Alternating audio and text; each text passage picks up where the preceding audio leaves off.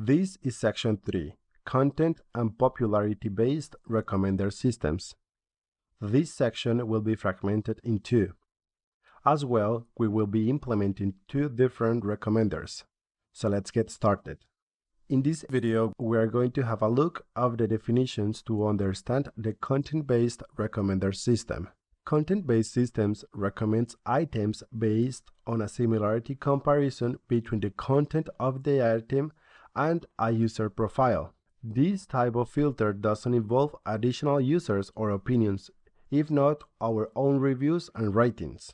This content-based filtering approach is based on what we like, and the basis of the algorithm is going to be simple, a recommender that picks something very similar in an item that we already liked. But this recommender will have less diversity in its recommendations than the collaborative filtering technique. In the content-based system, we need to create an item profile for each one, which is a collection of records representing important features of the item. And the profile consists of some characteristics of the item that are easily discovered.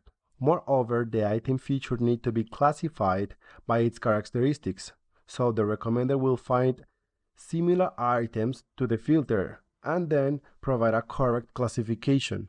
The cosine similarity is a measure of similarity between two non-zero vectors of an inner product space that measures the cosine angle between them, as we said in section 2.